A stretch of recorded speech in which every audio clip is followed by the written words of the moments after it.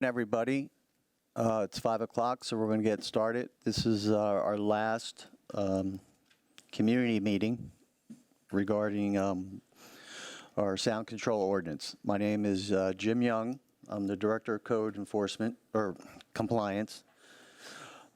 Tonight, I'd like to introduce Mayor Terry Johnston, Commissioner Jimmy Weekly, Nick Travato. He's the Assistant City Attorney that advises code compliance. Over here, the young lady at the podium is Ashley Dixon. She's our legal analyst in code. She's going to be writing down everybody's questions or comments or suggestions. I have Dorian Patton and Amanda Brady, the chief licensing official.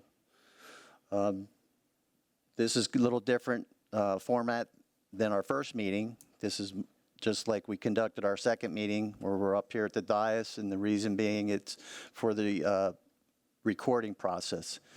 The first meeting was a little hectic with passing the microphone around, so it's not, we're trying to avoid you guys, but it's so we can record these meetings, thanks to Jason in the back. Over here on my left is a map of the city that is divided up according to colors. The green area is what the city is the core commercial district. The yellow is commercial, and all the white would be residential. The city sound control ordinance is divided into those three zones, and each zone has its own standard for decibel readings for violations. There's actually two different ordinances wrapped up in our sound control, excessive noise and disturbing noise. Disturbing is a very subjective standard.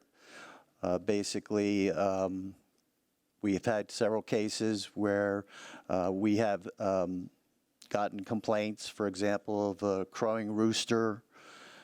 The complainant and the respondent would go to the code hearing and basically present both their sides, and the special magistrate would decide. In the excessive noise ordinance, we have to use decibel meters. So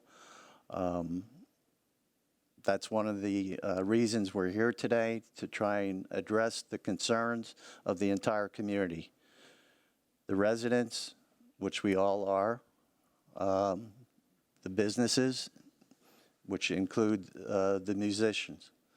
And we're trying to come up with a solution, a happy median where people can enjoy the peace and quiet in their home or business, as well as the businesses continue to prosper. Two things these meetings are not for. One, to stop music in the city of Key West, and number two, to close businesses. Since our first two meetings, I've seen a lot of comments. I've received a lot of emails, and I'm here to state on the record, we are not here to do either of those two things. What we're here to do is try and come up with a solution as a city, which I include everybody, not only myself and my staff that work for the city, but you all that live and work here and our elected officials. So I'd like to start the process. We do have an agenda. One thing I do want to go over is you will have 3 minutes to make your comment or suggestion. You have to come to the podium. And if you go over 3 minutes, Dorian will be more than happy to hit the buzzer. So who would like to come up first? Who signed up first? David Boodle. Dave? Oh, sorry, Dave Boodle. David, anything, doesn't matter. Good afternoon. Thanks for allowing me to speak. Dave Boodle, 3635 Seaside Drive, apartment 218, Key West, Florida. I'm a local musician here. I've been a musician for professional musician for 47 years, and I love being in Key West. I love my job here. I feel privileged to be able to do what I love. I'd like to say a few words, and I hope my words reflect the thoughts of most, if not all, of the musicians in Key West. Musicians are the backbone of the food and beverage industry. Their performances help generate income for bartenders, wait staff, hostesses, kitchen staff, and chefs. By changing or reducing the number of hours that musicians and bands play in these venues, we would be reducing the amount of income that not only the musicians can potentially make, don't forget we work mostly off tips to survive, but also the rest of the hardworking staff and ultimately the owners of these restaurants. By the way, I've never heard a bar owner say, let's reduce the hours and get rid of the late night entertainment, and that might be a good way for us to make some money so we can survive. It just doesn't happen that way. The tourists who frequent Key West and the locals who support live entertainment are very much accustomed to enjoying live entertainment well into the early hours of the evening or the morning. I'm not saying the residents with a complaint about noise are wrong. They actually have a valid point. I certainly wouldn't want a band playing until 1 a.m. at the bar across the street from where I live. But I also wouldn't buy or rent a house anywhere near Duval Street if I wanted peace and quiet. These residents have always been aware of the fact that they live near Duval Street, and Duval Street caters to tourists. And the tourists love live entertainment. Less live entertainment, less tourists. Less tourists, less restaurants. Less restaurants, less musicians, and less money coming into the island's economy. Why mess with something that's been working so well for more than 100 years and drastically change the lives of thousands of people in the food and beverage industry and potentially risk hundreds of musicians leaving the island because they can no longer afford to live in Key West, just to satisfy one or two disgruntled residents? It doesn't make sense to me. Thanks very much for the time. I appreciate it. Dave, can... Hey. Yeah, I do. Dave? Hey, Dave. Dave, can you come back up, please? I have a question for you, because where did you get the impression that hours were going to be reduced? That was the very first. I've only seen one of the first meeting that I saw online, watching on the cameras, and it seemed to me that the committee wanted to change the hours to an earlier finish for most of the musicians. If I'm correct, I don't know if that's absolutely correct, but that's the impression that I got, that the hours were going to change. And I know nobody's going to lose jobs. Right. Restaurants aren't going to be closed, but it seemed to me that. Yeah. Yeah, we heard it from y'all. That's right. What are they talking about? If you want to change the decibels at different hours, which is basically stopping the music without hours. It's right there in the handout you're about to say. Okay, but that's not changing the hours of music. I mean, I missed the first meeting. I've been to the second, and this will be my third one, but I've never heard that before. The handout from the city says, changing the times of when amplified music can be played. What is that? Ideas of potential. Oh, okay. So that came from us. That was an idea. All right. Okay. I think that's where we got a little confusion, because that came from the community, not from the city, right? That was an idea that was generated. That was the same speakers that, just like Dave is, that came from the first meeting, right? Okay. All righty. Okay. I just want that But if clarified. I had may, not know heard that before. in my 3 minutes, but if I may, changing the decibels even later on in the evening actually changes the music and changes the vibe of what's going on at that time. And to turn things down because we have a code that says, after 11 o'clock, you can't be over 80 decibels. Everything's got to come down. Nobody wants to party. Nobody wants to dance. It's all done now because everything's gone from this to this. Okay. I had never heard that reduction of hours thing. That's why I was asking. So, thank you. Thank you. to address another issue, as far as a committee, right now, the only committee is me. I was instructed by the city manager to put on these community workshops, and what we did for our first agenda, we had put down some comments that have been made to code reference possible changes or suggestions.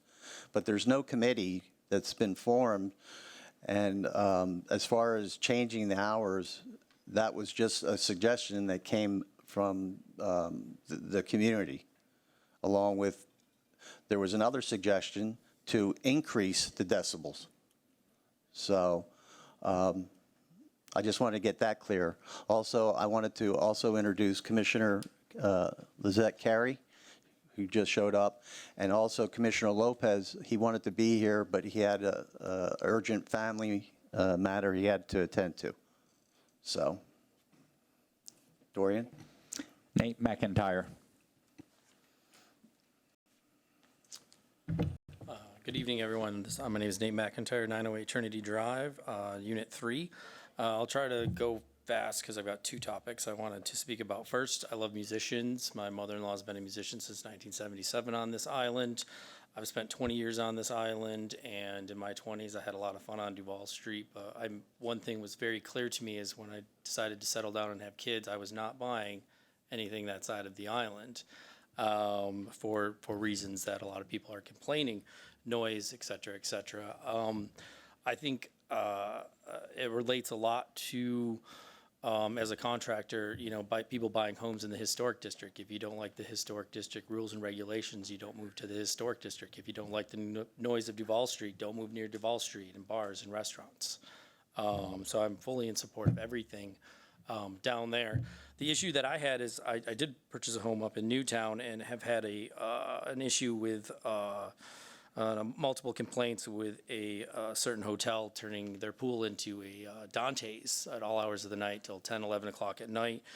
And through many different calls to the police, I finally got to the point where you needed to call the police. You needed to then ask for a code officer. By the sixth complaint, I finally got to speak with a code officer, and my neighbors have complained. And what I was looking into the code under the sections of number 3, that in a distance of greater than 100 feet, you are allowed to make a complaint of disturbing noise. And one of the issues, I realize that it is a very difficult job of the code officers to do their jobs, and the response that I've gotten and the interpretation of this code, I kind of disagree with, because under the code, here is written on number 3 that you can make a complaint if it's greater than 100 feet.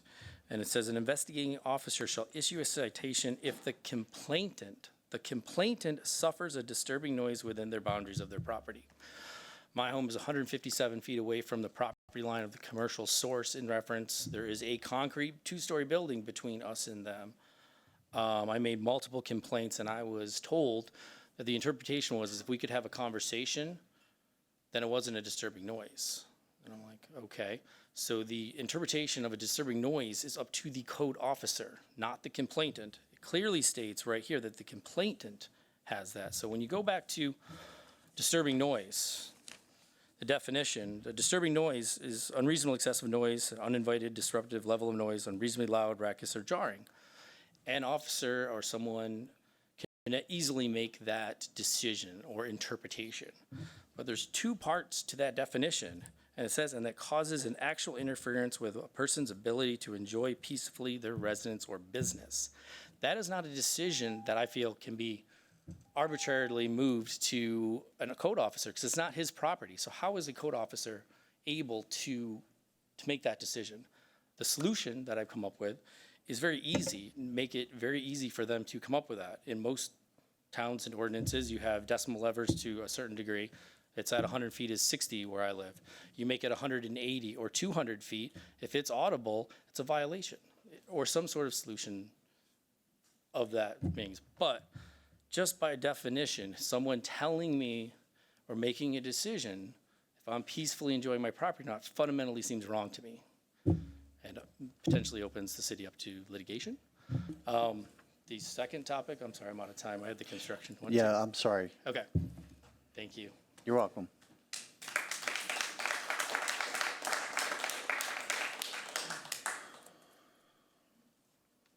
Next.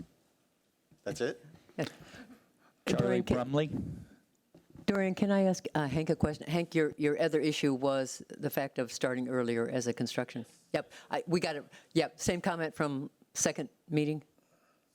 Yeah. Okay, all right. Charlie Brumley. Good afternoon. My name is Charlie Brumley. I live at 419 William Street. I first came to Key West on vacation in 1988, and I've been a homeowner here since 2008. I'd like to first thank all of you guys for putting these workshops together. You know, we're listening to all the concerned residents and businesses. So my question is, so is Key West noisy? Yes, it is noisy. There's noise we cannot do anything about. We have jet planes, which are going to experience more of once the new airport's finished. We got ship horns in the harbor. We got the cannon on the Jolly Rover. We got roosters, conch train whistle, construction during allotted hours, and yes, even wind chimes that are all currently exempt because there's nothing we can do about all those things. Then there's noise we can do something about. Loud stereo systems blaring from vehicles all the time, not only on Duval Street. Motorcycles and scooters with loud exhaust systems. Non-live music events, such as amplified pool parties at hotels. And yes, also live music. Don't yell at me. Yet. And I understand it's not code's responsibility, but Key West PD that handles any loud moving vehicles. Well, that really needs to be addressed because they're not doing their job. Okay, there is pickup trucks with speakers facing out driving down Duval Street every single night. I know that's not code's problem, but maybe you guys were talking about noise. That should be a thing discussed between both you guys. Now on to music. From what I've heard in these last two meetings, there are a few hotels that have daily pool parties with loud amplified music and/or DJs that are a real problem for their neighbors. These aren't entertainment places. These are hotels. So I don't even know how this is even happening. And then let's talk about live music for a minute. From the past couple of meetings, it sounds to me that it's mainly one bar or entertainment venue that's the main issue for live music. Correct me if I'm wrong. So what I'm asking from you guys, and this is serious, from my heart, as the 2022 Music Fan of the Year of Key West, instead of changing our code and our ordinances that is right now, keep it the same and enforce it, maybe more vigorously if you have to. If there's a bar getting constant complaints, deal with that bar. If there's a hotel getting constant complaints, deal with that hotel. Do not penalize the majority of establishments and local musicians that are doing the right thing all the time and not receiving any complaints, okay? I also heard that the commissioners and the mayor want Key West to be the premier music city of the Southeast. I cannot agree more. I'd like to take it even farther and say we can be the music city of the country. All right? We definitely have the most diverse and talented musicians of any other city in the country. So please, please allow them the ability to perform their music without unnecessary new restrictions. Thank you for listening.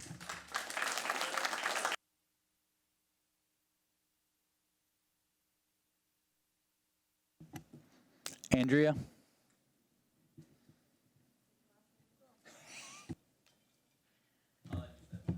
Thank you. Can you hear me properly? All right, so hello, my name is Andrea Mihalcha. My husband is musician Tony Baltimore. Tony won't tell you this himself, but his latest record was #1 in the Florida charts for several weeks. Yes, I'm very proud of him. Very proud of him, but I'm going somewhere with this. His songs have been in various charts. He's received positive national and international press for his original music. And he has a solid fan base that plans their vacations to Key West around coming to see him play. And he is not the only one. We have in the city and in this room very talented musicians who have received national and international acclaim for their original work and who have a following that supports Key West tourism. Madam Mayor mentioned at the last meeting that she would like to see Key West become the Southeast music capital. I strongly support this idea, and I believe it would benefit our community in a multitude of ways. But in order to do that, you need to start promoting Key West as a music destination and enable the development of a much more solid music industry infrastructure in the city. This would contribute to the sociocultural sustainability of Key West, to preserving and continuing the city's artistic legacy. I think this topic needs to be given much more thought by the City Commission and even by code. So let's talk about the biggest threat to the sociocultural sustainability of Key West, the threat of vacation rentals and Airbnbs that have been pushing our friends and family out of Key West, including the artists. And let's not forget the role generations of artists played in making this little island a major tourist destination. Not a lot of young artists or young people overall can afford to bring their talents to Key West anymore, which I say is a tremendous loss for us, especially long-term. The quality of life for those of us who are still here has decreased significantly in the past few years because of the rampant vacation rental and Airbnb issues that continue to remain largely unaddressed. We've been dealing with the ridiculous increase in the cost of living, congestion, and even with the fact that many of us were pushed to live in the county where we lose our rights to vote on Key West issues that actually affect our livelihoods. In this context, I can tell you that many artists and other young people with potential who are still here are considering leaving Key West because it is simply not a place for us to thrive anymore. This is the threat that will destroy Key West in the long, but not so long run, whether we all accept to see it or not. What I would like to ask is to please focus all the resources available on tightening and enforcing rules around the vacation rentals that have stripped us of our quality of life, instead of focusing these resources on the unnecessary regulation of one of the island's prime resources, which is music. Thank you.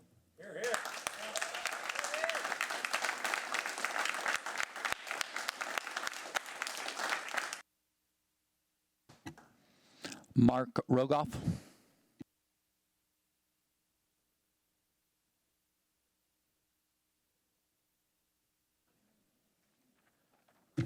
Hi, I'm Mark Rogoff, 103 Perry Court.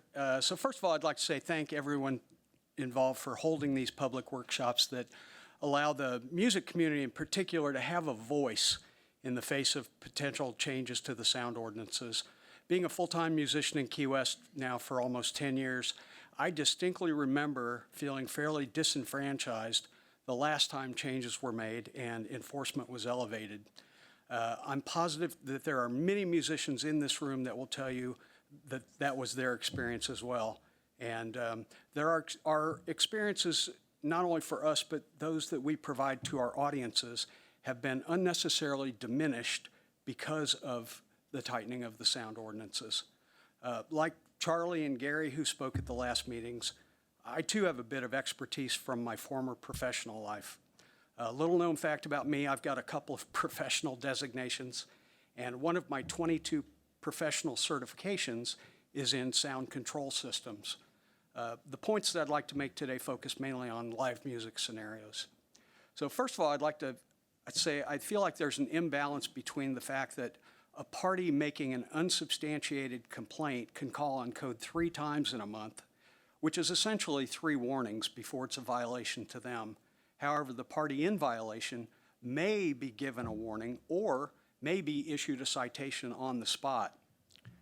I think we can all agree it would be much more equitable to amend that section to allow always giving 1 warning before immediately issuing a citation. That's point number 1. Next, I'm glad to see that noise floor is being discussed in more depth. Soundprint, which through thousands of user-supplied data has determined that the average for noise floor across the country in a nightlife setting is 80 decibels. Having our maximum set at 94 really doesn't leave us much room before we're potentially exceeding it. Sweetwater Sound has a publication that says a band can be up to 25 decibels above the noise floor and not be considered to be too loud in that venue. Simple math shows us that 80 plus 25 is substantially higher than where the current ordinance is set. So I'm well aware of OSHA 1910.95 and the Technical Manual, Section 3, Chapter 5. And while as well-meaning as it probably was to land on 94 at the time it was written, I simply contend that this was not the correct determination from a real-world perspective for live music in any city, let alone in Key West. I'd really like to see serious consideration given for raising those levels in live music venues. I have facts. Finally, a reminder that we rely on you to represent and execute the will of the people. So it's been pretty obvious in these meetings what the general consensus is. Compare and contrast that with the number of people that have lodged official complaints, and you can clearly see that the majority opinion is squarely with the music community. Again, I think we can all agree on the obviousness that the necessity of a thriving local economy should always supersede the personal wishes of a few individuals. And just very lastly, as a matter of fact, my latest survey has showed that 97% of local musicians and fans completely agree with what I've presented today. Now, I've totally just made that number up, but you got to admit, it's a really big number. Thank you.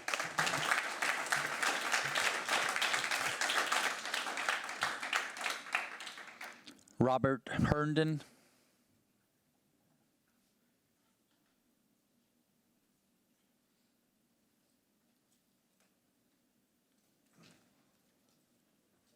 I'm a Robert Herndon. I live at 1800 Venetia Street. My wife and I, we moved down here full-time a little over 5 years ago, and we've been coming down here forever, and we're very familiar with the place. We love live music, but we both work, and we chose to live in Midtown where it's quiet. My next door neighbor goes to bed before the sun goes down, again, in a quiet neighborhood. But people know that when they decide to buy a place here. We talk to tourists all the time, and a constant comment that tourists make, about coming here. They say, yeah, the people are like really friendly, but they really love the live music.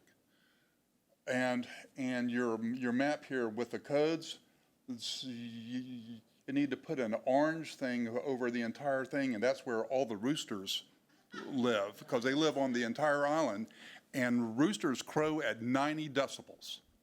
And they crow at 90 decibels after every single bar has closed, and they crow all night long. Nobody here is talking, even people that are against live music, nobody is talking about getting rid of roosters, because we all know that they're here. We just deal with it. And if there is any thought about reducing the time that live music is played, from my own personal observations in live music venues, as soon as the band stops, the place empties out. And if you cut that by an hour, you are cutting a bar out of a full bar full of drinking customers. And so that's bad for the musicians. It's bad for the bars. And there have been some, there's one complaint that a guy that lives near the Opal Hotel said that at least 6 times a year that they have high-end weddings with fireworks, and he was all upset about that. High-end weddings have fireworks. I mean, and if you live next to a high-end hotel, yeah, you're probably going to hear that. Maybe you should have moved to Midtown next to me. Live music is just a core fabric of this city, and it needs to be not restricted. And Thank you. Danielle Herndon.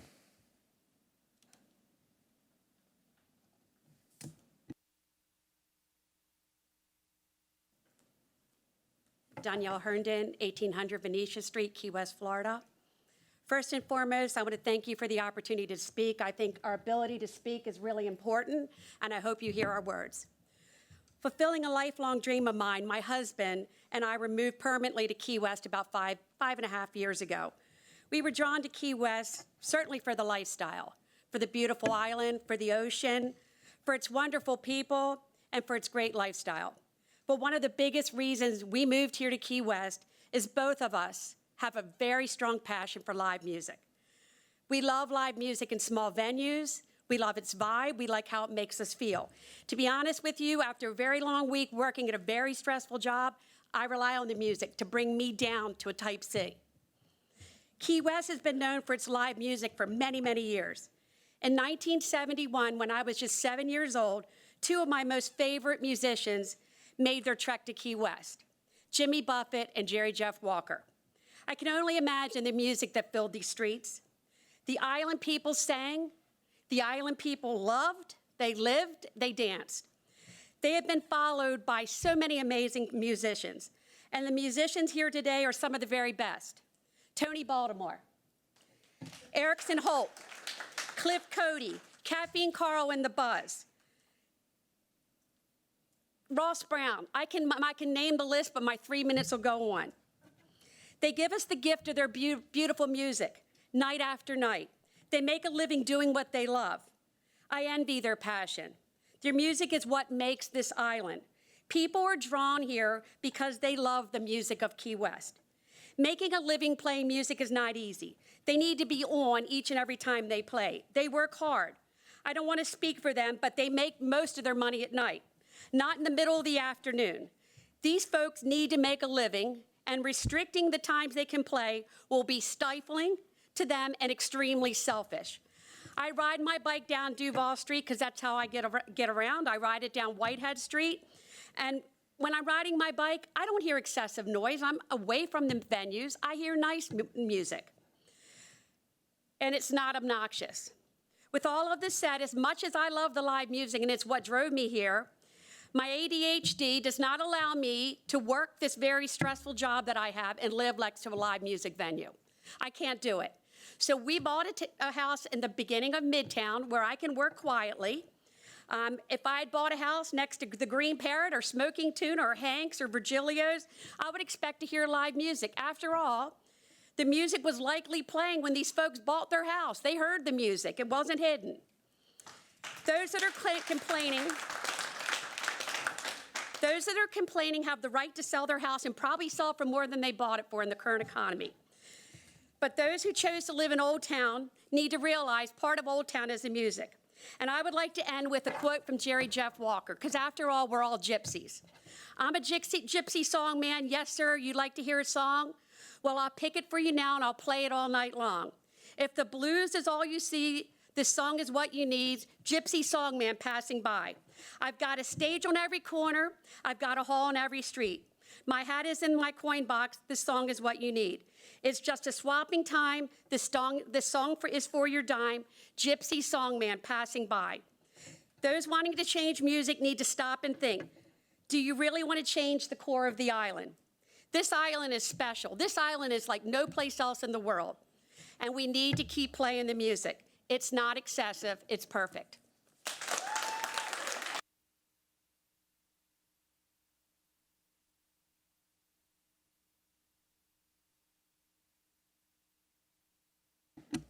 Peter.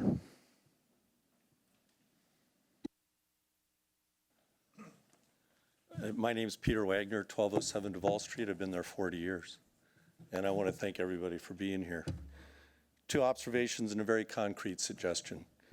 Somehow, this is my second workshop that I've attended, and you would think that this is an effort to stop music, and it's not. I don't know anyone who's arguing that we need to stop music. Music is important to Key West, always has been. That's not what we're talking about here.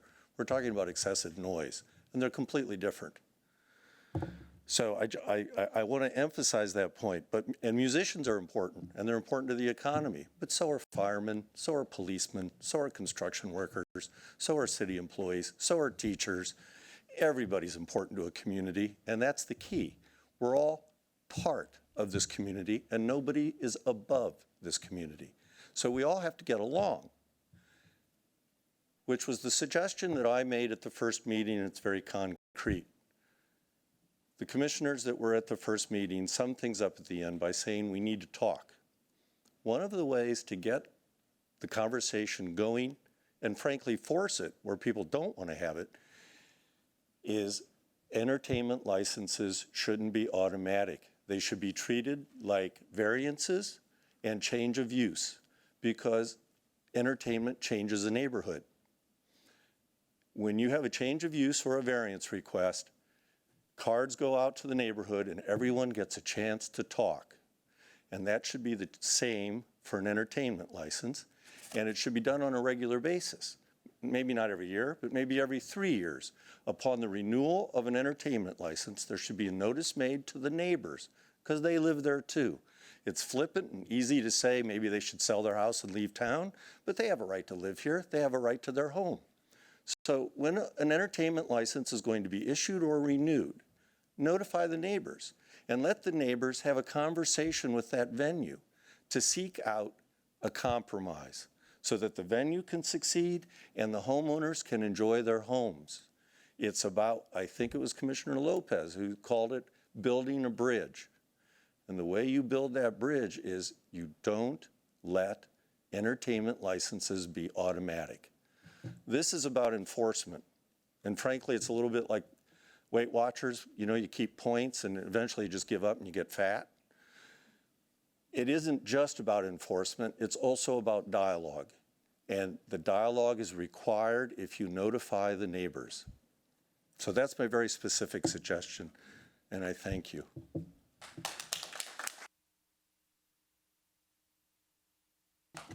Jack Wolf.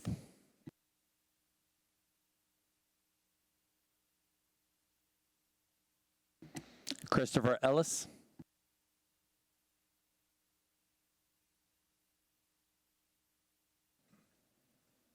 Hi, everyone. My name is Christopher Ellis, 1116 Watson Street, about a block and a half that way.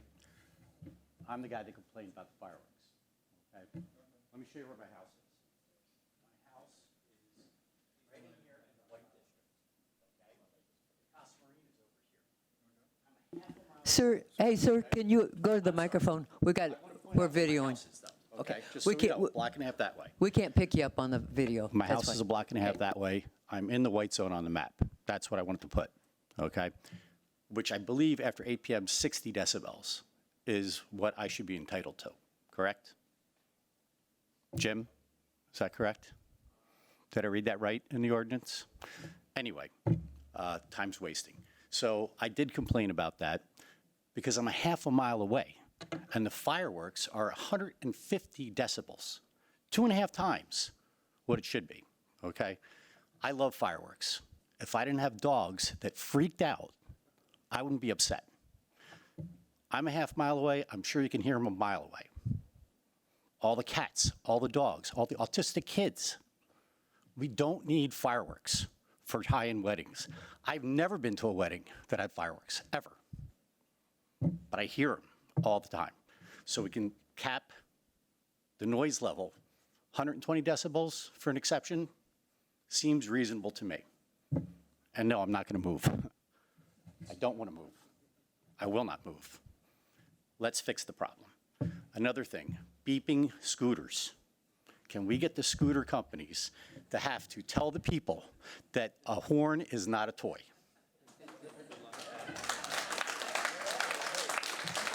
Just a simple thing, when they rent the scooters, they have to sign something, says the horn is not a toy, they can't ride in bike lanes, they can't park on sidewalks, do not park in a car's parking lot, Winn-Dixie, goddammit.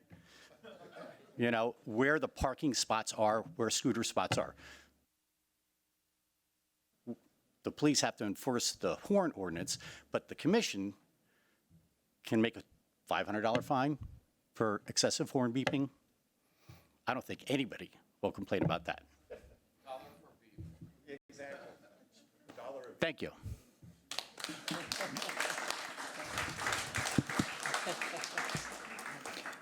And Jack, to answer your question, you're right.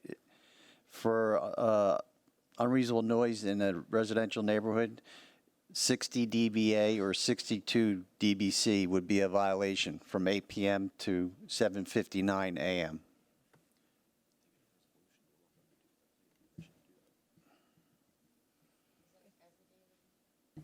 Chris Yes, Davy. and that's every day of the week.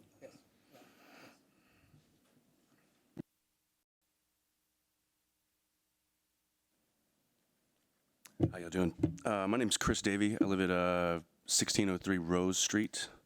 I'm a bartender at General Horseplay. I'm actually here to speak on behalf of family friends of mine that weren't able to be here today. So I'm just going to do it, and so I'm just reading for Kara Brownell and Nick Brownell, basically. So I'm just going to read from her viewpoint. My name is Kara Brownell. I'm a 5-year resident of Key West, living at 206 Truman Avenue. Please excuse our absence from today's meeting, but my family is in Ohio with our 16-year-old son who is battling leukemia. Having attended the past 2 workshops, meetings, and listened to everyone's concerns, I wanted to express my personal thoughts on the issues. Although we're in the middle of a personal battle, this one in Key West is extremely important since it affects all of our Key West community, but especially those in the hospitality industry, such as bar owners, musicians, and lodging establishments.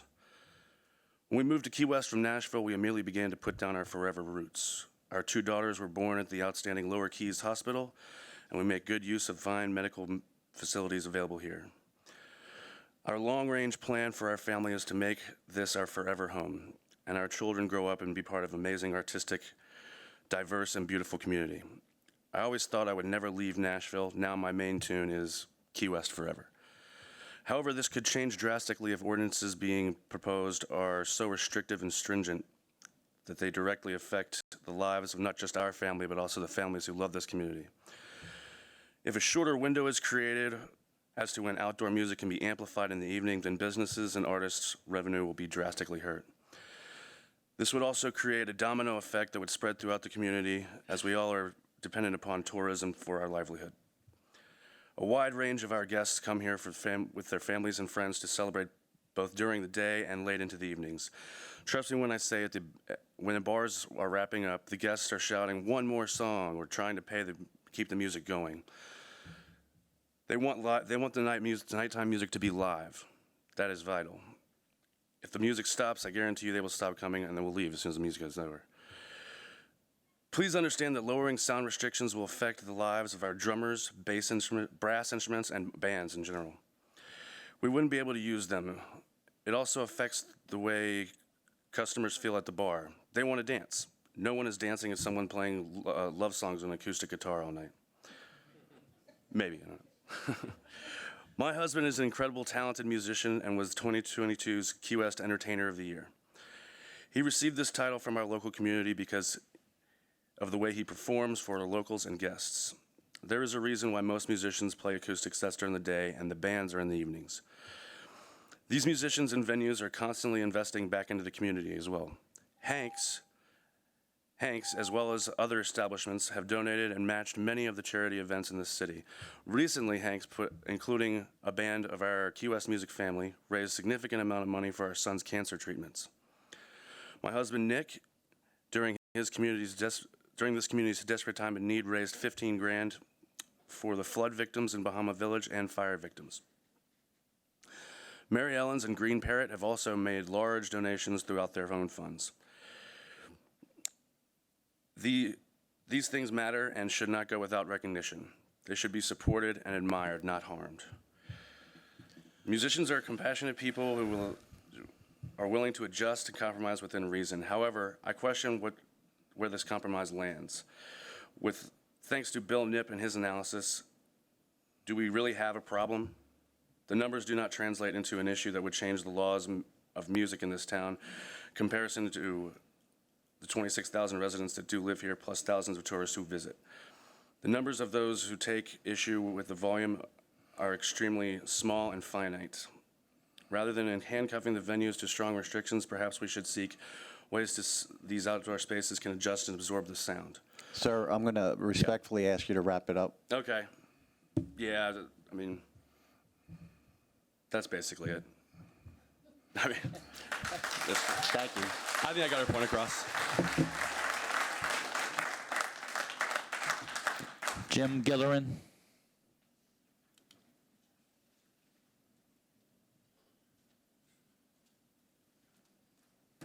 Madam Mayor, Commissioners, Jim Gillerin, 2900 Riviera Drive.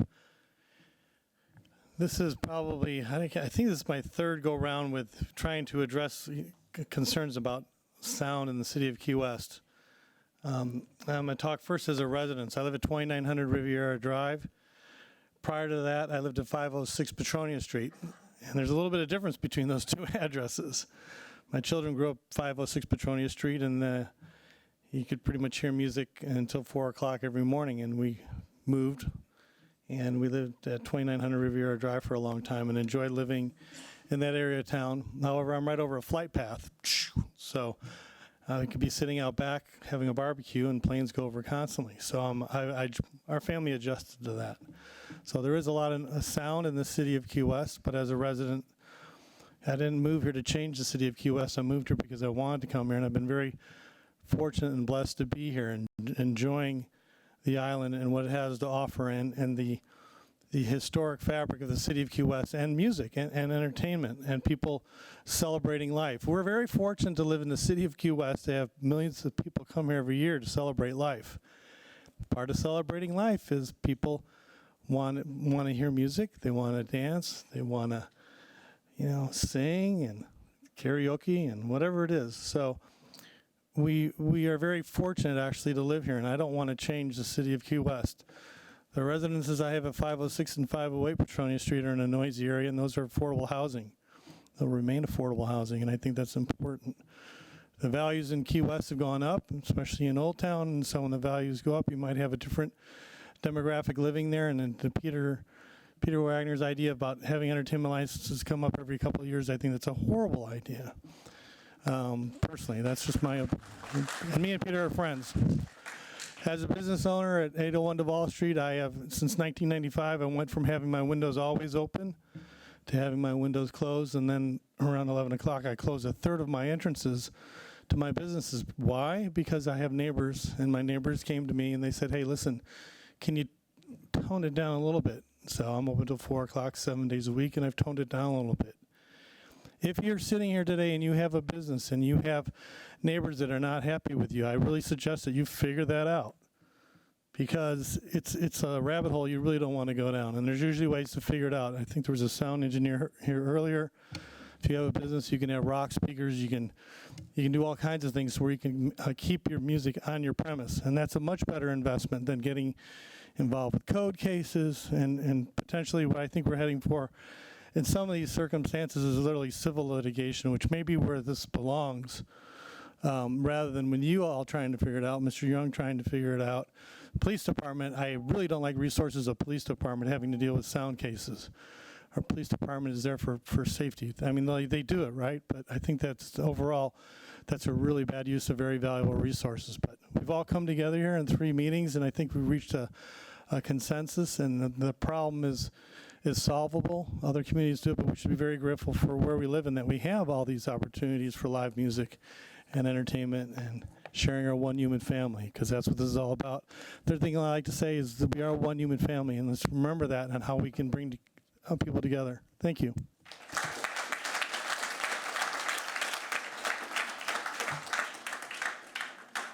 Bill Clipp.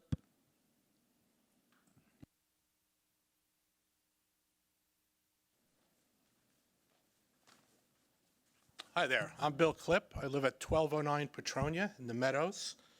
I'm bewildered. I really don't understand why the city commission asked the city manager, the new city manager, to run down this rabbit hole about noise. But there is absolutely no empirical evidence based on the official complaints that we have a problem. And in fact, I'm probably the only one. I suspect I might be the only one who's actually read every noise complaint in the last 4 years that was filed with code. And I want to share some statistics with you, because we can't make changes to our regulations based on anecdotal comments about some people who call up their commissioner or call up their mayor and complain. We need to make it based on the facts, okay? So here are the facts. Over the last 5 years, Key West has had between 2 and 3 sound complaints per month, very consistently. In fact, the year that had the most complaints was 2020, surprisingly, when most of our venues were closed. So if you look at the data, 80% or more of the complaints since 2020, the last 3.5 years, 80% came from non-bars and restaurants, did not come from bars and restaurants. More than 50, between 50 and 60% consistently every year for the last 5 years, four years, has come from houses complaining about other houses, complaining about dogs, complaining about construction, complaining about house music. So very little of the music complaints, very few, come from bars and restaurants. Hotels are the second most largest area of complaints. The data says 95 or more % of the complaints are one-off complaints. We don't have chronic official complaints. In fact, the most complaints I saw in the last 2.5 years in the database was against a hotel, Margaritaville. That was 6 official complaints. And of that 95% of those one-off complaints, virtually all of them are solved between the parties immediately. They're not repeat complaints. So we don't have repeat complaints. We don't have very many complaints about bars. We don't have very many complaints about anything, except we do have some complainers who complain to their commissioners and the mayor. And I think it was ill-advised for the city to set forth this workshop. And while workshops are an important way to get community input, these workshops, all they've done is create a divisiveness in our community. Because if the parties who set forth these workshops took the time to look at the empirical evidence, where are the complaints? What are the complaints? They would have known there's no reason to engage the entire community and inflame, particularly the music community, over something that virtually has nothing to do with them. Having said that, yeah, there are a bar or two here and there over the last few years who has gotten out of hand, and they should be dealt with. And yeah, there's hotels that those issues were talked about. They're not entertainment complexes. But, you know, you look around the room, the last 3 meetings, most of the participants were from the music community. There was very few, almost no individuals coming up here that live in houses complaining about the music community. And in fact, the couple people, I don't even see them today, that are the so-called chronic complainers to the city commission, they have come to the last 2 meetings and never even said a word. So now we got the whole music community up in arms over something that has nothing to do with them. There is no evidence at all that the music community is the result of, creates the sound problems we have in the city, and there is no evidence, empirical evidence, to suggest we ought to change the ordinance to tighten it up in any way, whether that be hours or decibels or anything else. You can't make changes to the city ordinances based on anecdotal evidence or comments that commissioners and the mayor get. You have to look at the facts. There are no facts to support these workshops. Thank you.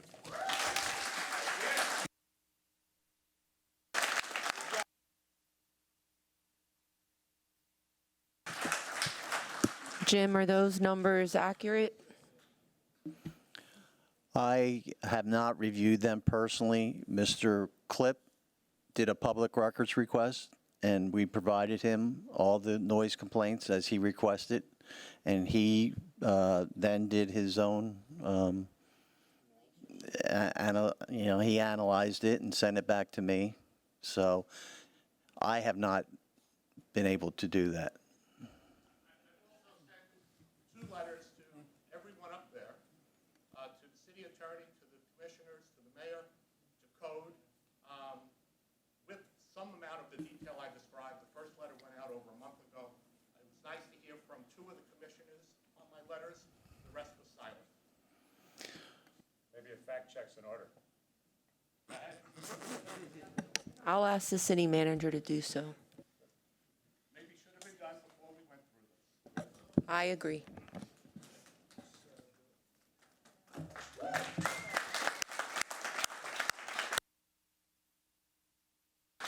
Talk about push a button? No. Talk about a hard act to follow. So after a month of meetings, I've made notes. Bill's covered everything Name and here. I can address, sit sir. down now. Name and address. Oh, sorry. My name is Gary Eck. I'm the sound man from hell@gmail.com. I live at 201 William Street, Dock D. Our autistic cat runs Dock D. He's also ran for mayor once and conceded immediately because he doesn't want that job. Thank you, Mayor, and thank you, Commissioner Weekly and Mr. Young and Mr. Attorney and Commissioner Carey for being here, along with you, Dorian. So we've been working with sound ordinances. This is my third episode of this in 18 years, 19 years. What's the dB rating? Well, it's 94 or 62. It doesn't really matter. It's a dB rating that floats. The bass noise is the big problem. And like Bill and several others tonight said, mediation is the key. Jim Gillerin made it very clear that if you have a problem with your neighbor and your neighbor owns a bar with live, loud music, go talk to them first before you call Jim Young. He's got other things to do, as do you, Mayor. And I noticed they quit calling the police or the code and compliance. They go right to the commissioners now. And these are whiners. They're 911 whiners. We have noise versus music, equipment, gas blowers, landscape equipment, air hammers, airplanes, garbage, and then we have the vehicles, garbage trucks, loud scooters, boat horns, tour trains. No one complained about the tour trains yet. Well, I don't hear them. The roosters, the parrots, the fireworks. I do like the drone show. I thought that was very smart. We'll just play loud music on the ground where it's controlled and not loud up in the air. My cat, Captain Boo, doesn't even flinch when the Jolly Rover shoots their cannon off every night behind our boat. He's used to it. He's gotten used to it. It's like living next to a train. People in my neighborhood, which is a historic seaport, that make noise, of course, constantly the Coast Guard. Can't say anything to them. They won't let me on the property. The Schooner Wharf Bar, which we enjoy the music there, so it's hardly ever an issue, even though that's several hundred feet away, maybe 500 feet away. The waterfront rooftop, if it's bad music or hip-hop or a bunch of girls doing karaoke, yes, I want to complain, but I don't because I know it's going to end eventually. There's hope at the end of the tunnel. On a good night, with the wind blowing correctly, we can hear the amphitheater almost 1 mile away. We sit on the front of our boat and embrace the music that comes from the amphitheater. Dante's Pool, not so much in the morning, but they do play loud there. Other code issues, well, we'll get into that in a moment. It's these great venues. No one's complaining about the musicians. But Mayor Terry, you said you'd love to make this the music capital of the South. I'm there with you. I think back to the two things we have to talk about is this tree removal is making things louder. It's a constant tree removal battle. And now we have these things called flies. They're everywhere. They're from Salute. Code enforcement is, my question is, can you make up a regulation against the flies? Thank you.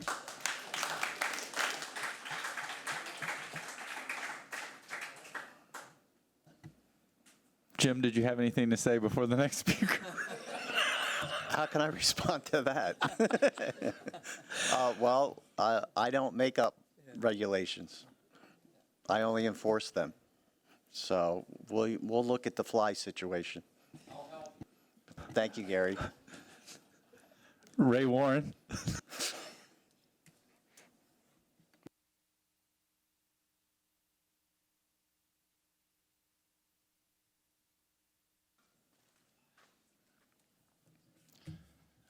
Ray Warren, Ray Warren, 402 Porter Lane.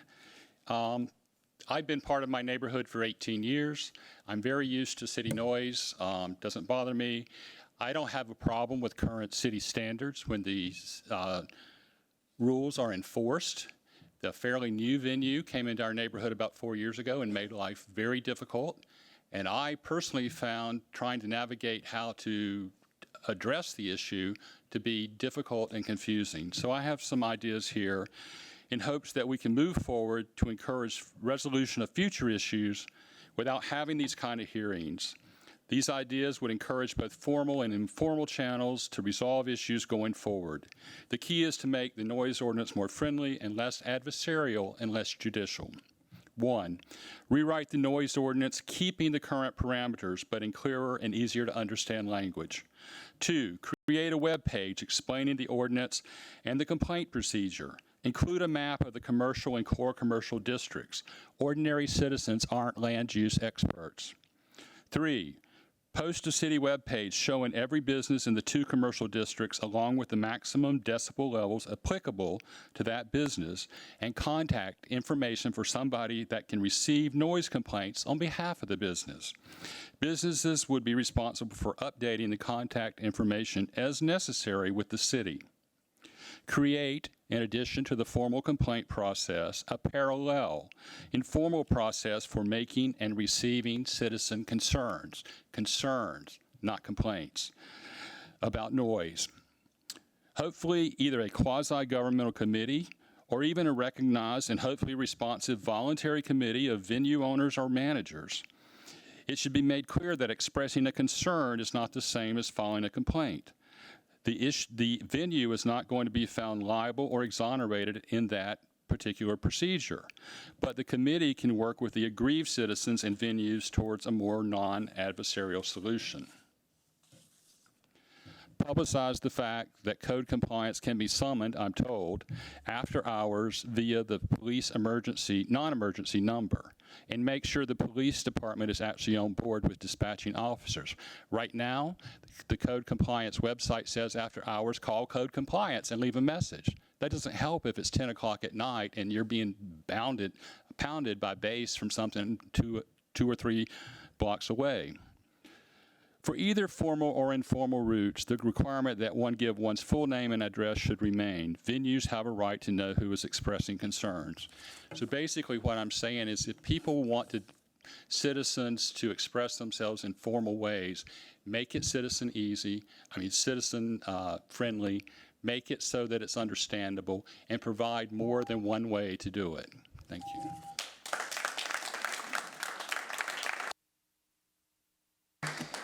Dan Spiegel. Before you go, Mr. Spiegel, I do have to excuse myself. It's class night. I got to go present some scholarships to some graduating students. But I just wanted to say there were some speakers here that were from my district, and it is my charge to represent the majority of the people in my district. I hear what you're saying. I haven't heard any.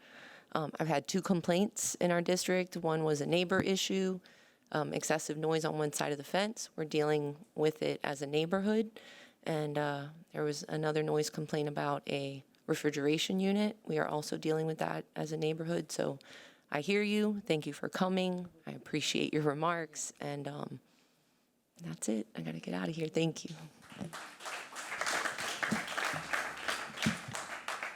How you doing? My name's Dan Spiegel from 118 Geraldine Street. I'm a retired fire chief and now construction official, fire official, and a zoning officer in a seashore resort in New Jersey with loud amusement rides on a boardwalk and a nightlife entertainment area. The reason I mention this is because we had this discussion literally 2 months ago in our community, and the final decision that was made by our governing body was to not change any ordinances because of the very makeup of our community and why the people love visiting the Wildwoods. My wife and I married here 5 years ago, and our reason for purchasing a house here last year was specifically for the outstanding live music offered throughout the city by our now friends that we love coming to see. I was glad to hear tonight that the ordinance is not against the musicians or the businesses currently operating, but as soon as an ordinance such as this is adopted and complaints are received, action needs to be taken. Living near the Butler Amphitheater and having an ordinance like this proposed will certainly prove interesting. My final comment is that it's sad to see the maximum decibel levels in the core commercial district being proposed don't even meet the known OSHA levels for the nightclub with live music. And by the way, we have fireworks every Friday night at 10 p.m., and I love it. Thank you.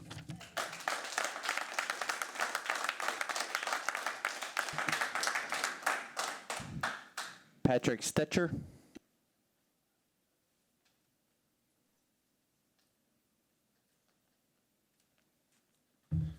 Hi, Patrick Stecker, 645 United Street, Lot 2. Just wanted to reiterate, I mentioned before, I think as a working musician that the decibel levels were set a little too low last time.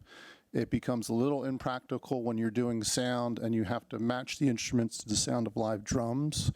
And I've seen it like curb music in a number of locations that used to have music, don't have music anymore, or don't have it late enough. But we've been trying very hard. I play a lot at Hank's, and we've been trying very hard to stay within those decibel levels, and it's very, very difficult. They're just a little bit too low. And, you know, there was like a situation going on there where a neighbor across the street was putting loudspeakers on their porch and blaring like whatever, like religious sermons or anything, just to sort of, you know, fight back or whatever. There was some unreasonableness going on there. And I would just ask, you know, I've heard it said, you know, talking to like Commissioner Lopez before about this, about, you know, people having the right in their home to, you know, enjoy their residence without loud music. I would just ask that that be taken into consideration, that, you know, the music industry obviously employs a lot of people, attracts a lot of people to Key West, and, you know, you have to balance that. We can't make the planes lower or the other things they're saying that are exempt, like wind chimes or roosters or whatever. So this is something that affects all of us. It employs a lot of people. So I hope you take that in balance when someone comes with a complaint. And I thought there was like a bit of unreasonableness going on there when that person was blaring these loudspeakers. And, you know, like someone said earlier, like you shouldn't let just one, like, you know, chronic complainer affect all of our livelihoods in a negative way. So just, you know, take that on balance. Thanks.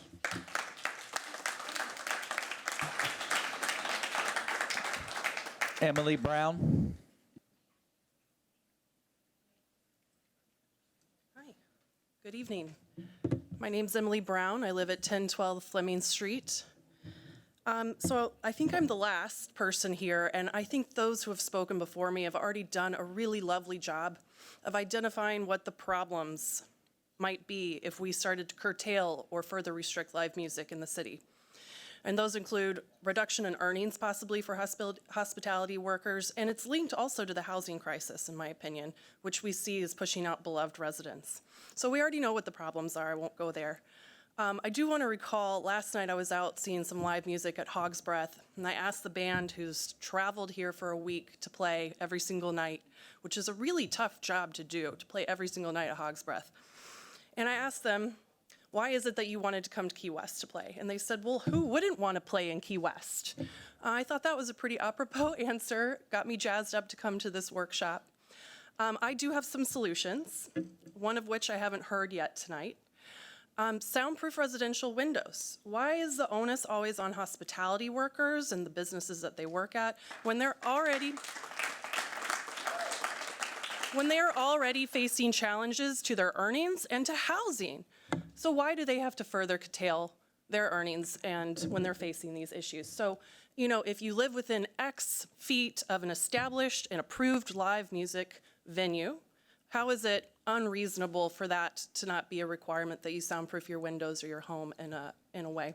The next solution, I've heard the last two speakers say, why not increase decibel levels so that they're appropriate for live music, to support the live music scene in town?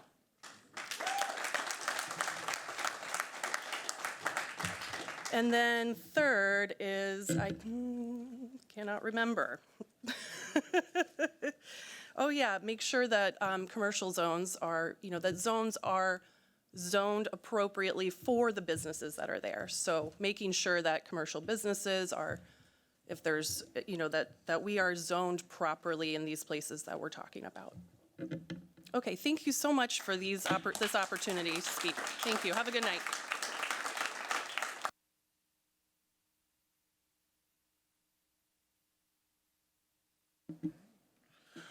Okay. Anyone want to sign up late? Oh, Nate. Okay. Sorry, Nate McIntyre again. 908 Trinity Drive. I made the proposition about making, changing the time frame for construction.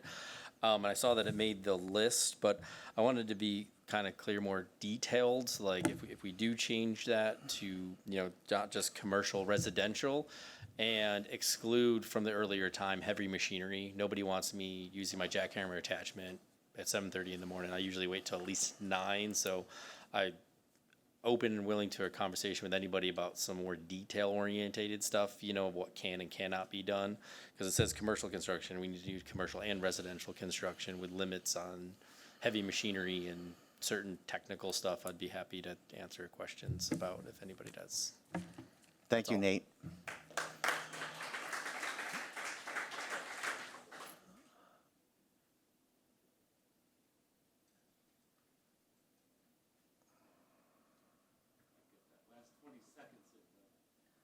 Mike, hit the button, Gary. That one? Oh, I thought he hit the button himself. No. Oh, God. Manual buttons. So I get my last 20 seconds in. The last two things I wanted to give you kind of an idea that's based on the past few speakers, too. I think if you look at your chart, which I left in my seat, somewhere between boiling room and somewhere else, around 98 decibels would be a proper reading if you're at the speaker, at the source. Right now, I'm not sure where we're using the dB meter, out in the street, 100 feet away. 10 years ago, it was 15 feet from the entrance of the building. As a sound engineer, we measure at the speaker, a few feet from the speaker. That's a steady sound. It's not being interfered with background noise, fans, refrigerators, the Blue Heaven restaurant fan like we did in the past. That's one thing. And also, I don't think any of this should change before midnight, at least midnight. I can tolerate, you know, at 12:05, if the Schooner Wharf's got one more song left in them, so be it. But I think to take the law you have and just slightly refine the wording of it and the ease of people to get on the website and understand the rules. And I don't think it has to be a total makeover, Mrs. Mayor. I think to be the southernmost music city, we got to do something right. Thank you. Thank you. And to answer your question, Gary, we take the decibel reading in the core commercial district, the green area at the property line of the sound source. In the commercial district, the yellow, we take the decibel reading from the property line of the complainant's property.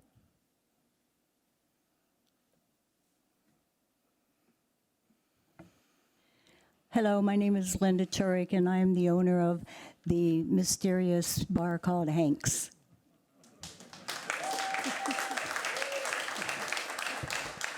Hank's opened on December 1st, 2018, and it's been a wonderful experience for me up until recently. We've garnered wonderful support and love from the community, and we've done a very good job of making people happy and creating a wonderful environment for people to come that's very safe and appropriate for the city. We happen to be under a different decibel rating requirement, and some of you may be very surprised to know it's 77. And so, yes, it's very difficult to maintain our decibel ratings, but I can say with success and with Mr. Young also acknowledging this and knows about it, of course, we got our first violation on on March 15th, because we were being harassed from the loud noises you're hearing about here from across the street. And my good friend and general manager had a knee-jerk reaction to that and turned us up to a terrible 82.7, and that's what we got our rating or our code violation on. So there are extenuating circumstances, but what I'd like to say is that as a bar and also as a bar owner and also living where we live on Caroline Street, there are 4 bars right there. There's General Horseplay, there's First Flight, and forgive me for forgetting the other one. Oh, the Bull, yes. And we live like brothers and sisters there. We're competitors, but we work very well together. We have one home that there's a lovely couple there who are very supportive of the music on the street. The only other residence there is the person who blares the music across the street when they're not happy and they don't like the particular musician or other things like that. But I want to say thank you to the city and everyone for supporting Hanks all these years. And we're proud to be who we are, and we hope that this thing resolves peacefully. Thank you.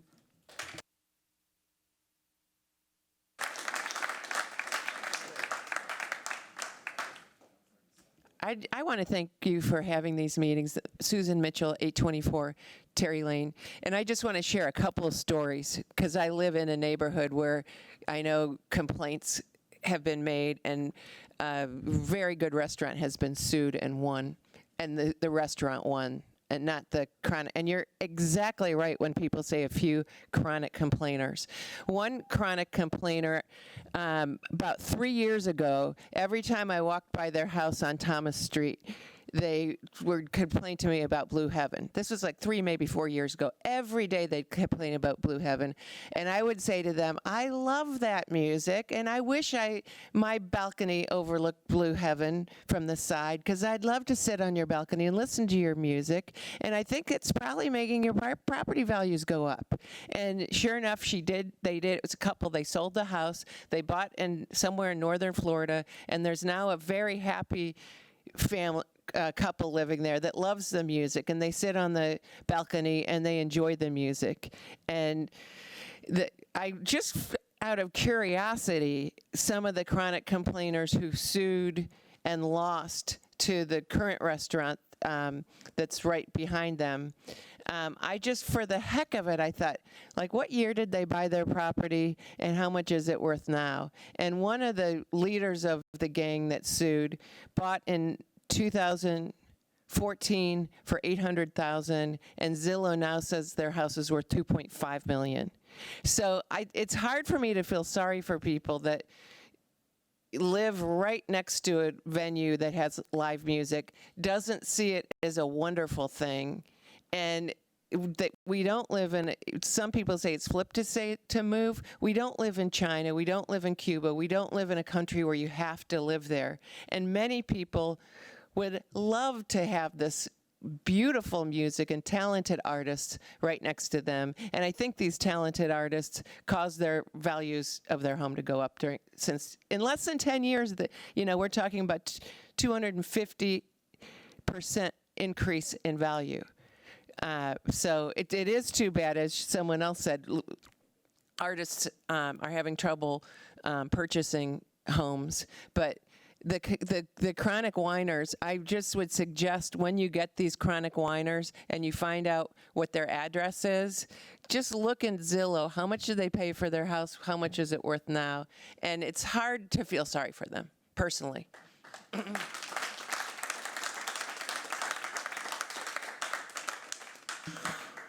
Okay, Peter, after you, we're going to wrap it up. You may regret. Peter Wagner again, still 1207 Duval. I think Jim left. I wish Jim was here because he said my idea was horrible. Sorry, what? No, the other Jim Gillerin. My friend Jim Gillerin. He said my idea was horrible, and then he said he does it. He said he closed his doors because he talked to his neighbors and he cared about his neighbors. So he hated, my idea was horrible, but it's what he did. And I wish he was here. So, because my point is that exactly what Jim said, that have a discussion with your neighbors. And if you're not having a discussion with your neighbors, when your license is up for renewal, you'll have to have a discussion with your neighbors. It'd be ideal if you do what Jim did and seek them out and have the conversation. And it should go both ways. The complainant, the gentleman who said before they called Jim, they ought to go talk to the business, that's correct. And the business ought to go talk to the neighbors. But my point is that my horrible idea is exactly what he did, which was talk to his neighbors to accommodate their concerns. And the gentleman who did the empirical study, who said that there's only 2.3 a month or whatever it is, If that's the case, if there are that few complaints, then when a license is up for renewal, you're not going to hear from anybody anyway, because you're not getting a lot of complaints. But it presents an avenue for people who might otherwise not feel they can be heard to talk about how it's impacting their neighborhood. And that is what that gentleman proposed, which is an informal side structure separate from judicial, separate from a complaint. It creates a conversation. Many people aren't like Jim Gillerin. They don't respect their neighbors. They don't have the conversation. So the way to make that conversation happen, the way to build that bridge, is when your license is up, people get to talk about how you're affecting the neighborhood. If they're chronic whiners, like a lot of people are labeling people, that'll become apparent. People expose themselves. But the notion that everybody is going to do what Jim did, or what I would do, which is talk to my neighbors, is unfortunately not true. And so if the city had a mechanism that when licenses are either initially issued or on a regular basis reissued, cards are sent out within, what is it you do for variances, 250 feet, 500 feet? It's 300. 300 feet. I've gotten 1,000 of them in my life. I've responded to almost none of them because it's none of my business, and I'm fine with it. Send out a card and let neighbors talk about how that venue is impacting their neighborhood and create the conversation. Thank you. Thank you. So, next steps. We've taken everybody's comments, suggestions. The next step is I will sit down with the city manager, get direction from Mr. Childress on where we're going to go to, how we're going to move forward with this. Ultimately, I believe we'll have to look at, if we do amend the ordinance, it will be presented to the city commission, and they will have their opportunity to review and comment and maybe make some changes, suggestions. That means if there is an amendment, if there's a push to amend the ordinance, there will be 2 commission meetings. So these type of forums are not over at this point.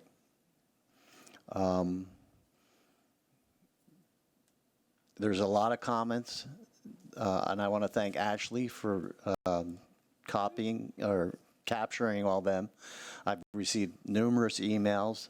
I have a file that I've created, so now it's going to be a time to review and sit down and figure out how we're going to move forward. I'm going to wrap it up. I'm going to let the mayor make some comments, and then Commissioner Weekly, if they want to. Yeah, I do. First of all, thank you, everyone, for coming out. And I know several of you came out to all 3 workshops to share your comments. And I just wanted to thank the people also that came up here prepared to give suggestions, because that's how we get where we need to go, is by listening and by working together for suggestions. You know, this isn't a music ordinance. This is a noise ordinance. And as several of the speakers have said before, there's several things that we cannot control. People talked about the airplanes. However, they stopped flying at a certain hour, a reasonable hour. We have had, I know the term chronic complainers has been used several times, but people don't really chronically complain to us. And for those people who said, you know, they're picking up their telephone and calling the commissioners and the mayors, they are. That's what we're here for. That's our job, is to represent the people and their needs and wants and concerns. And so, yes, we do get a considerable amount of complaints beyond what has been filed. And what has been filed is probably diminishing based on the fact that, you know, you now have to give your name and address, and people don't want to get into confrontational situations with their neighbors. there's been several great complaints, and it really comes down to the fact that we live on a 2x4 island, and we have to be respectful. We all need to be respectful of our neighbors. And we're not, we're not necessarily talking about people moving into Duval Street and being shocked and now complaining about it. We're talking about people who have owned their home for 30 years. And the venue next door maybe changed owners, or they changed the type of entertainment that they have, and now they can't even sit in the dining room and have dinner. That's unreasonable. Is it throughout the island? No, of course it's not. But we do have a lot of different sources of noise. It's been 9 years since we revisited the noise ordinance. It is time that we have a community conversation, which is what we're having right now. And, I think the suggestions about trying to work it out in a neighborhood are great. That sometimes that doesn't happen. Sometimes that doesn't happen, and it does come back to us to represent everyone, because everyone has a right to peacefully enjoy this island, peacefully go and listen to music on this island. And I said at the last meeting, I really do think that we can be the music capital of the Southeast, if not the United States. We've got great venues, we got great vibes, we got great artists. And many times our situations really happen in mixed-use areas where we have a normal residential area where now a business has moved into and really has changed the area.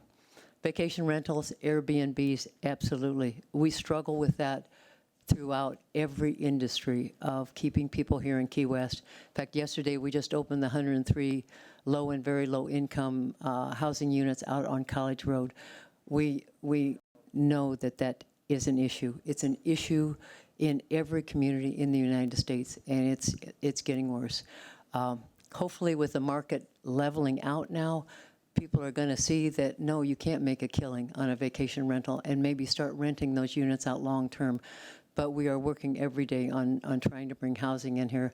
But I just want to say that this is not attack on the music industry. Now, music is a very important part of this island, as is every other industry that we have.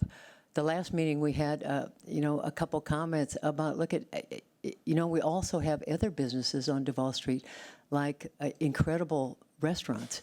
And, when you can't sit and have a conversation with a person across the table because someone has unreasonable noise next to you or two venues down, then that is an issue and we need to have a conversation.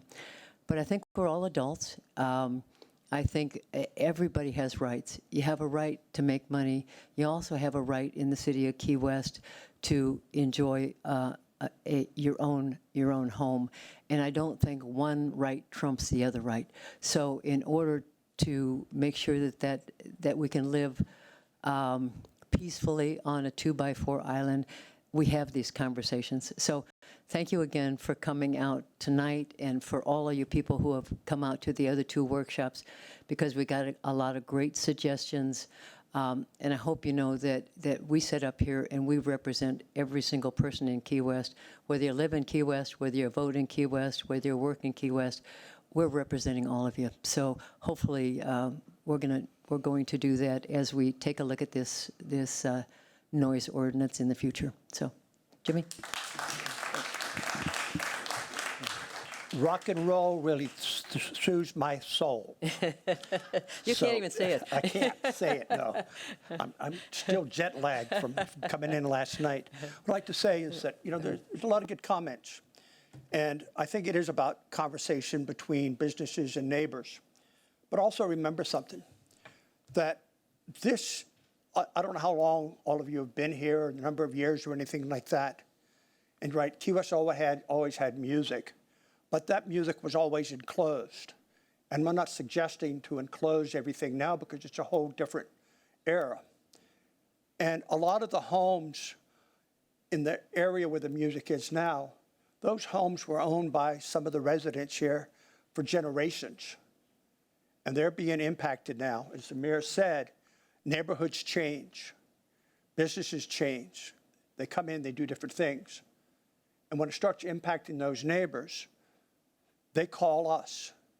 And we take their messages and we call the city manager and ask him to have someone to look into those complaints. And it goes to Jim, and he deals with it from there. And we have to respond to what our constituents are asking us to look at. And with that, gathering all of this information, and I don't know what's going to happen. I don't know if a new ordinance is going to be drafted, or we're just going to make amendments to this one, or not do anything at all. But as we move through this process, and if there is anything different, we'll have that conversation, and you'll be part of that conversation.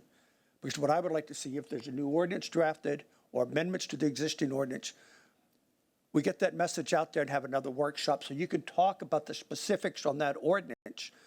And so if it comes before the commission, at least we know what your feelings are on the changes that have been made to the ordinance. So I appreciate the input I get from everybody. Jerry Jeff Walker was a friend of mine, by the way. I met him when he first came here, and I knew him, you know. And of course, Jimmy Buffett and I go back many years.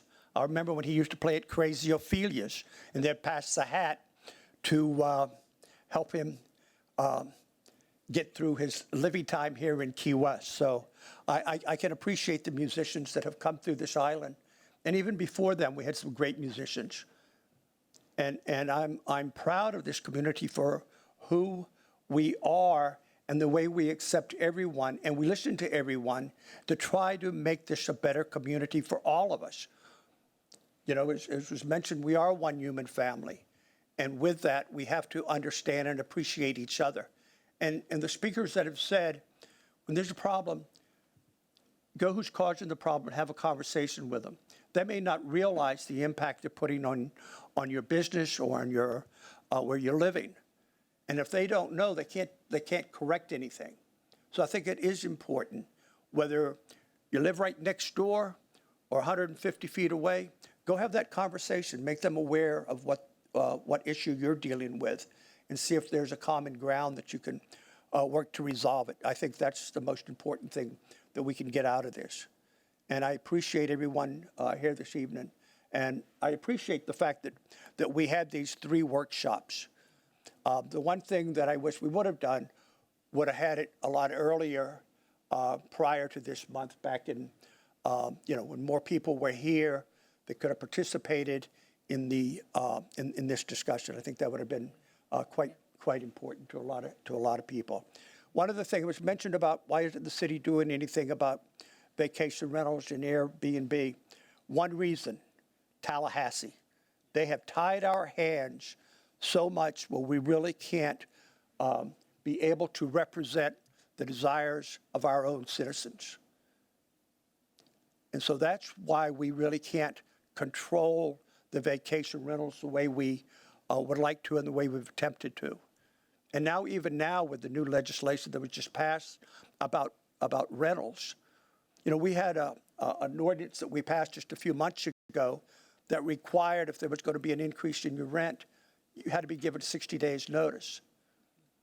Our state legislator and our state senator from Monroe County, that represents Monroe County, introduced legislation to change that to where I think it is like 15 days notice if they're going to increase your rent.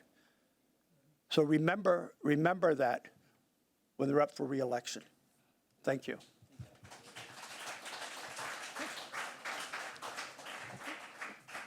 Thank you. Good night, everybody. Couldn't get soothed out. Still jet lag. I was trying to help you. Soothes my soul.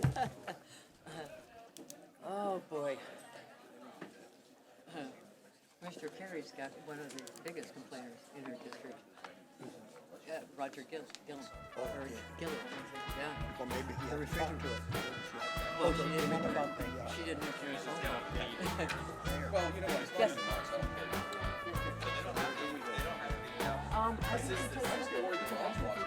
Let's all go insane. Let's all fly away between the sunshine and the rain. It all works out the same. We can blame it on the rain and all forget our names. Let's Let's all go insane. Let's go down that hole. Let's follow the rabbit till we're completely out of control. We'll make best friends with our souls. We can live amongst the moles and watch our lives unfold. Let's go down that hole.